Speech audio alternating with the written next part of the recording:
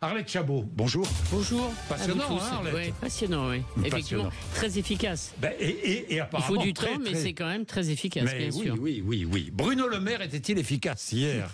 Bruno Le Maire était devant les sénateurs, membre de la mission d'information de la Commission des finances du Sénat sur la dérive des comptes publics. L'ancien ministre a affirmé qu'aucune faute ou dissimulation, toute volonté de tromperie, aucune faute, aucune dissimulation, aucune volonté de tromperie n'a été commise. Après cette première audition, est-ce qu'on y voit un petit peu plus clair? Vous avez en tête la formule répétée par Bruno Le Maire depuis son départ de Bercy. La vérité apparaîtra plus tard.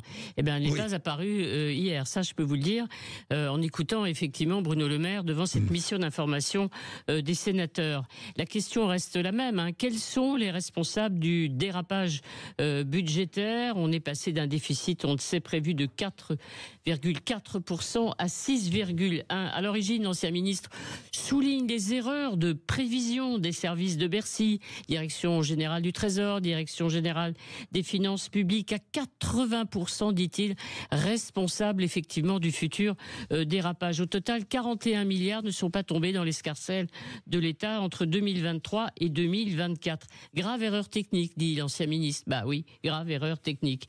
Lui, qu'a-t-il fait, Bruno Le Maire? Eh bien, à chaque fois qu'il a entendu une alerte venant enfin de ses services, il a réagi dès le mois de décembre 2023.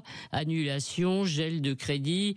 Il vient 2 fois sur TF1 dans les mois qui suivent, jusqu'au mois de février, annoncer effectivement ces mesures. Au total, 15 milliards, plus on s'en souvient, l'augmentation de la taxe sur l'électricité. Alors, seulement voilà, un ministre ne décide pas tout seul. Il y a les arbitrages effectivement de Matignon, et puis il y a aussi enfin le choix du président de la République. Et il dit bien, Bruno Le Maire, qu'il n'a pas toujours été entendu. Seulement voilà, quand un ministre perd un arbitrage, il n'y a pas de quoi démissionner. Il charge l'Élysée alors. Voilà. Alors non, il ne charge pas non plus l'Élysée, même s'il répète à de nombreuses reprises qu'il avait demandé effectivement la fameuse loi de finances rectificative. Il ne l'a pas obtenue, et bien entendu, on comprend que celui qui a tranché à la fin, c'est bien le président de la République lui-même. Seulement voilà, une loi de finances rectificative juste avant les élections européennes, c'était pas un bon choix politique. Donc on se résume, tout simplement Bruno Le Maire considère qu'il a tout bien fait, aucune faute. Il épargne les premiers ministres, Elisabeth Borne et Gabriel Attal, qui vont de même devoir s'expliquer. Et il dit qu'il a toujours été fidèle et loyal, en accord profond avec le président de la République. Mais alors, la surprise quand même de cette effectivement intervention, c'est qu'il cherche son successeur, Michel Barnier. S'il avait pris tout de suite en arrivant les mesures qui avaient été préparées par Bruno Le Maire et ses équipes, on n'en serait pas à 6,1%. Et il dit même que ce chiffre, c'est le choix de l'équipe. Alors ça, c'est inattendu et, si j'ose dire, un peu gonflé. Oui, pour terminer, il sera bientôt entendu par la Commission des finances de l'Assemblée. Oui.